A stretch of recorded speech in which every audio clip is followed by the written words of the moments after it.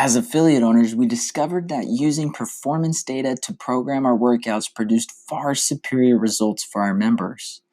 But it took us 20 hours a week to produce something that we were really proud of in Excel. So that's when we set out to build the technology that we thought could really change the fitness world.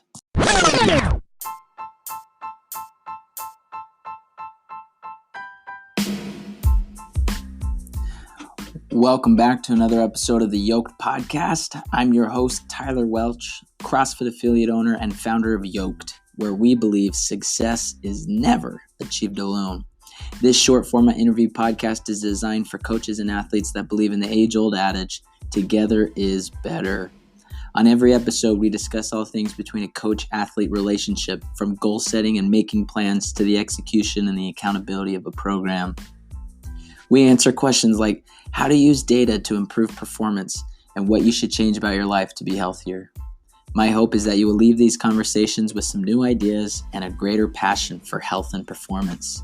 With that in mind, I welcome you to the Yoked Podcast. Being a fan of the sport for so long, I've learned more about how people move, watching professionals move, and that's helped me as a coach kind of get a better eye for seeing. And especially, like you said, coaching a couple of years now, I've seen a lot of the athletes move, and the same athletes over the past several years, a couple of years. And so that's been super helpful. It's just kind of like developing a better eye for seeing movement, correcting movement, and knowing what cues do and don't help the athletes has been kind of the skill that I've developed the most. Any embarrassing stories? There's several, but the one that comes to my head first is we were one time doing L-sits on a box, and the athlete's hips were sitting really far behind, and so like the body angle was like a 45 degree instead of a 90. So I told them I was going to help push their hips forward, and I pushed them too far forward, and they landed straight onto their back off of the box, and I felt so bad because it didn't look too pleasant of a fall. So that was a bad tactile cue on my part. Yeah. Well, we learn. We're not perfect. Okay, so walk me through. Most of the coaching that you do is done in classes, but you have a new athlete that just signed up with RxFIT. Walk me through the process. They're joining your class every day. You usually coach the evening classes. Tell me, what's that process look like? Yeah, so just kind of introduce myself. I bring them over to the TVs, which is where we have the waivers pulled up. So I'll pull one up for that athlete. And as they're filling it out, kind of get a feel for their personality, get a feel for the type of athlete that they are, their history with working out and everything. So that one's super big. Is kind of figuring out where the athlete is at on a strength standpoint, on a conditioning standpoint, whether they're currently active right now, what their goals are. Or even more importantly, if they've done CrossFit before, because if they haven't, that's another big thing I need to keep in mind, that this person doesn't know a whole lot of what we'll be talking about or the lingo that we have. So once I kind of get a general feel for that, I will make sure I am more thorough in my explanations as opposed to a class that's all regulars. And I will make sure I am with that athlete as much as possible, but not ignoring the rest of the class at the same time. And then just in general, like you got to make sure you're asking that athlete after every single explanation if they have any questions. Because most of the time they'll pretend like they don't have any questions, but you got to say like, are you just saying you understand so I stop talking to you, or are you saying I understand because you really do understand? But well, those first couple of weeks, it's a big ramp up because they're learning all the new vocabulary and trying to figure out what a snatch is versus a clean and jerk. Yeah. So, okay. So after that initial workout, first couple workouts rather, what are some variables as a coach that you're considering as you continue to work with them? I would just say mechanics, drilling mechanics. In CrossFit, where you teach that mechanics should come before intensity. So especially like you were just saying, some athletes will come in for weeks and they still don't understand the difference between a clean and jerk and a snatch. And so you just got to make sure those athletes start to develop the proper mechanics, are moving safely before you start slapping on 45s and telling them to start becoming fire breathers. Yeah. Speaking of fire breathers, you're becoming a firefighter. Are you yeah, a fire let's breather? hope I don't breathe in any fire. But yes, I am. I'm excited about that. Cool. Okay, when you first started with RxFIT, you were in charge of programming, and you kind of entered in the workouts. You looked at other people's results. Over the past couple of years, as you've been working in a CrossFit gym every day, what are some things that you've learned from a programming perspective that you think is often overlooked? Reflecting on that time you put me in charge of programming, I was just starting out as a coach and as well as in CrossFit itself. And so I myself wasn't too familiar with the lingo, and it was pretty embarrassing just like looking at some of the abbreviations for like toes to bar or something. I'm like, what the heck is this? And having to look it up at the same time. But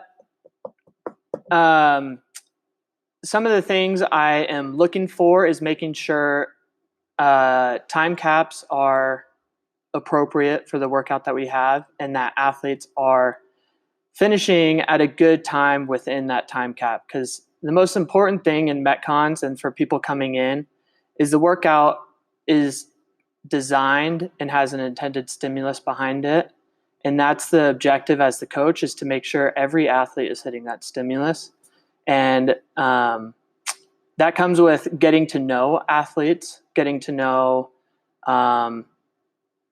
their strength, getting to know how hard they push themselves, some scaling options that we need to do to make sure each athlete is hitting the intended stimulus. But overall, yeah, it's kind of so at RxFIT, we've been using Yoked now for a couple weeks. Mm-hmm. What are ways Yoked has helped your athletes reach the intended stimulus?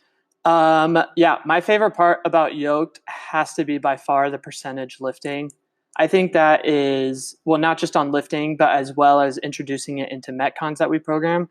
I think that is genius, and I am so happy that we finally have something, because just because you can lift a weight in, let's just use Grace. Let's say because you can clean and jerk 135, but that's like 90% of your 1 rep max, that by no means you should do Grace at 135. Okay, you want that to be 50%, somewhere around there, if not a little bit lower, of your 1 rep max. So that way you can hit that intended stimulus, which is under that 5-minute threshold. So that is my favorite part, is putting in percentages into the Metcons and as well as into weightlifting. Athletes are supposed to do, yesterday, for example, we had a 5x5 front squat, and I said warm up to 80%, and then you're doing all 5 sets, all 5 reps at 80%. And so it takes out the guesswork that coaches have, and it gets people to actually hit the stimulus. You're no longer guessing. It's prescribed stimulus for these athletes. So they know when they come in, because a lot of them look ahead, okay, and do the calculations. They come in, know what weight they need to be moving. Yeah. And then everyone's an RX athlete. Yeah, and then everyone's an RX athlete. Okay, you don't get those weird people that, not weird people, but you don't get those people that just want to click the button and then completely blow the workout up by not hitting the correct stimulus. Said that word a lot. Stimulus, it's a great word. It's a fun word. Okay, so what are some, maybe, because Yoked is intended to be a resource and tool to help the coach, not replace the coach. Yeah. I sometimes get that question. What ways as a coach, since we've been using Yoked, have you seen is necessary from the human perspective? What does the coach need to be doing after the athletes see the workout? The coach is coaching. Programming isn't coaching. That's just telling the athletes, this is what we're going to be doing today, but the coach is not there to to just like keep people on time. They're there to coach athletes. And so what we need to be doing is we need to be breaking front squat we need to be breaking movements down. So at the front squat, you need to be teaching the front rack. You need to be walking people through mobility. You need to be helping people with correct positionings, giving cues, everything like that. And so there's still plenty of work the coaches need to be doing. But it just is helpful because now the coach doesn't, on top of teaching correct movement patterns and helping people on that front, the coach no longer needs to be thinking about, okay, what should this new athlete be doing for the workout? Good point. Coaching and programming are not the same thing. Yeah. And I think with old-fashioned CrossFit, we've always seen coaching as scaling as well. Yeah. When, sure, the coach is looking at movement patterns and can correct an even lowered weight or even up weight depending on percentage work, but that's not a major component of coaching. Mm-hmm. One thing I would like to add too is that Yoked is programming to develop general physical preparedness. And so I love that aspect because I've seen over the past couple of weeks that we've been using it, how it's been targeting every athlete's weakness in here. If people are coming in and super pumped about a workout, it's probably because it's in their wheelhouse and they're going to smash it. So although it's fun to lob them one of those every now and then, that should not be the objective of programming. It should be trying to get the athlete fairly good at every single movement. Yeah. So there's no strengths, no weaknesses. You're solid at everything. You're like Matt Fraser. You're like Matt Fraser, except he is very good at everything. Is it Fraser or Fraser? There's no Z. I think it's Fraser. Okay, moving on. So walk me through some other data pieces. Are you paying attention or looking at any other data pieces, whether it's an actual physical number that you're looking at or just things that you're looking for through your coaching that you haven't mentioned already? Can you elaborate a little? Yeah, so say you've got a class of 10 individuals, 5 of them have been doing CrossFit for 6 years, and the other 5 they started CrossFit within the past year. Are there specific things outside of movement patterns that you're trying to look or that you're analyzing? Yeah, I mean, you should never be complacent with an athlete. I mean, there's always a way for an athlete to move better. So if an athlete moves pretty well say the athlete knows the correct movement that they should be doing, like how to move efficiently during like a 1 rep max snatch, but then during, Randy, the 75 snatches, they just start having round back, aren't moving efficiently. I think that's a time where a coach can step in, start cueing them there. And then same with the new athlete. Especially with the newer athlete, there's always ways to correct and help them. But every athlete should receive at least one cue every single class. Okay, I agree with that. I was also thinking kind of in the back of my mind, are there other data pieces like nutrition or sleep or, some of the other factors of health that we consider that you talk with athletes on an individual or group basis? Yeah. Okay. That's a good point. I didn't even think about that. So, I mean, people come in and they start to complain. Well, whether they've been coming in for a while, sometimes you'll get a complaint saying, hey, I've kind of hit a plateau. I'm not going anywhere right now. And so that's where you start diving in because the athlete's been consistent coming to the gym, or at least in this example, they have been. But what are their habits outside of the gym? Are they overexerting themselves throughout the day? Do they have an active job? Are they just thinking, I'm not getting better, so I need to do more? Or are they eating garbage and then expecting to perform well? Are they sleeping poorly? What are their sleeping habits? And so it's just kind of important for coaches to not just have a knowledge on CrossFit, like the working out portion of CrossFit, because CrossFit itself is all factors of health. So it's important that the coach has a sound understanding on what is a good sleep pattern, what is a good nutrition pattern for these athletes, so that if an athlete comes to them, the coach can help them. Yeah. We've talked a lot about coaching athletes now. one thing that's unique to you that, and the reason I wanted to do you on the podcast is maybe give some insight on coaching coaches. Yeah. What are some things that you've learned as you've shadowed and had these sit down interviews with coaches? Mm-hmm. Overall, I think we have very, very good coaches, but same with athletes. We shouldn't be complacent with good coaching. We should be always striving to get better. There's always something a coach can do better. So it's just about drilling in the coaches' heads a way a class should be ran. And so shadowing, I am always looking for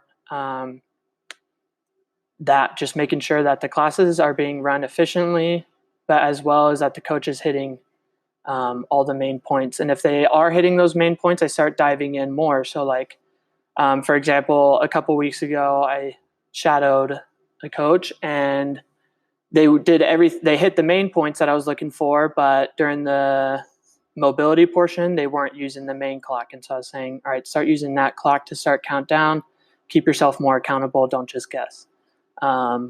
Same with kind of weightlifting portions or warming up for a thing. Set a timer, say, okay, I have 5 minutes to get through this. That's one piece, but as well, I just recently got my L2 a couple months ago, and what we talked about is efficient movement and teaching movement to classes, breaking the movement down, kind of what I was talking about earlier. And so we've been doing that in coaches' meetings lately, where the coach comes in with a movement in mind. They come in with points of performance already drilled, so they know what the points of performance are. They know common faults, and they have like 5 cues, all verbal, visual, tactile cues that they can use to fix those common faults for that movement. And what it's doing is it's helping us really break down movements. So when we come to class and teach it to our athletes, it makes more sense. But as well, we come prepared and start storing that stuff into the back of our head about what faults we might see in our classes and how we can fix them. So it's overall just kind of helping us become more prepared for what we might see in a real class and helping them help the athletes. Yeah, because the CrossFit athlete is paying a membership to be coached, right? Uh-huh. And one thing that I've appreciated that our listeners don't know is in our coaches meetings, you're pretty hard on the coaches. So if a coach, for example, gives a cue and then looks at another athlete after he gives the cue, you stop them and you say, you just gave him a cue, make sure they execute on the cue the next rep. Or they'll say things that are maybe a little bit wordy, like a 10-worded cue, instead of keeping it short and sweet, to the point, quick, actionable cue.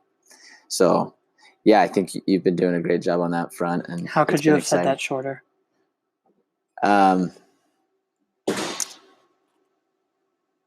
Short, specific, and actionable. Not sport. Short. Short, specific, and actionable. Cool. Well,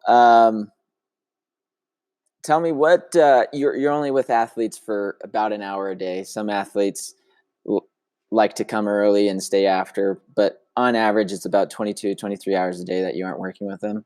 What are some things that you're doing or would hope to be doing more of in the future in order to stay yoked together with the athletes or with the coaches on that? Yeah. So I think what's super important, especially as a head coach, is that you take your coach's classes and you take the gym's classes.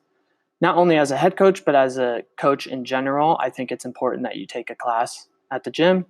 So you experience what the athletes are experiencing themselves. And I'm fortunate enough that I coach in the evenings right now. And so before I coach my 2 classes in the afternoon, I take a morning class and I see how one of our coaches coached the class. I've done the workout myself. I know what it should feel like. I know some adjustments that I can make that I think would help make the class run smoother, whether it be changing up the warm-up a bit or anything on that front. But I think me taking the class before I come in helps me relate to the athletes more. but as well helps me be a better coach for the athletes because I understand what they're going through. Okay. What are some, you'd mentioned that you like to talk about maybe some nutrition patterns or sleep patterns individually with some athletes. Is there anything else that you do, and maybe some homework that you give athletes, or things that when they're not in the gym that you prescribe in order to stay more yoked with them? I'm sure I've done it in the past. I haven't recently given any homework assignments, but just making sure I'm living what I'm preaching is okay, cool. important. Now let's talk programming as we wrap some things up. What one thing that's unique to us at RxFIT is we reimburse all the coaches when they go on vacation or go home and visit family or whatever it may be. We encourage them to drop in at different boxes, take their classes, and then we reimburse them after they message you 3 positives and 3 negatives. What are some things you've learned over the years, specifically from a programming perspective, as you drop in from these other gyms across the country? So most of them use the bigger name programmings, whether it be CompTrain or NCFit, something like that, or I don't think I've actually gone to a gym that used MainSite, but most of them are paying for their own programming. However, what I have noticed is it's more of managing time that the coaches are doing. There's not really coaching going on. And I think that's unfortunate. And I think that's something that gyms need to do more frequently. I think coaches' notes need to be reviewed before you show up to class. I think kind of walking through and kind of just like developing better coaching habits is super important. So I really liked that you guys implemented that we can get reimbursed for going to a different gym, dropping in, because it gives us more of an incentive to go. And then we start to see adjustments that we can make, or maybe even we do learn something. One of the things I loved most about dropping in at this box in South Carolina is that they always have equipment laid out before you show up. And so that's been something that we've been trying to implement here, not wasting time getting equipment out, but that the equipment's already laid out in a nice formation so that when athletes come in, it's ready for them to use, and the equipment layout is perfect and how you want it so you can see every athlete. So it just kind of helps you discover some good things that you're doing, but also some things that you can improve. Yeah. Yeah, programming really doesn't have to be complicated. Mm-hmm. I think CompTrain, NC Collective, Icon, MainSite, whatever programming you follow generally has some kind of GPP component to it. Yeah. But it's how can we execute that in order to help the athletes on a one-on-one basis get fitter, avoid sickness.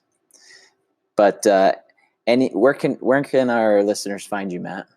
So I'm on Instagram at Matthew and then Welch, but drop the W and it's just one word, so 1 W, Matthew Welch, or Matthew Elch.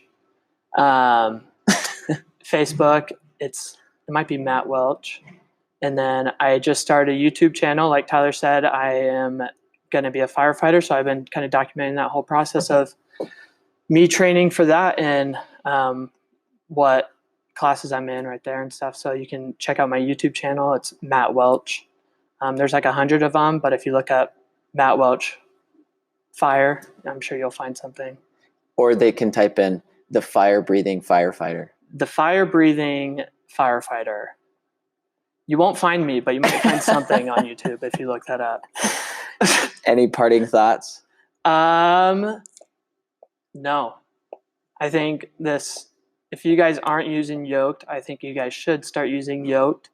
It's a game changer for sure. Cool. Well, thanks, Matt. Yeah, thank you.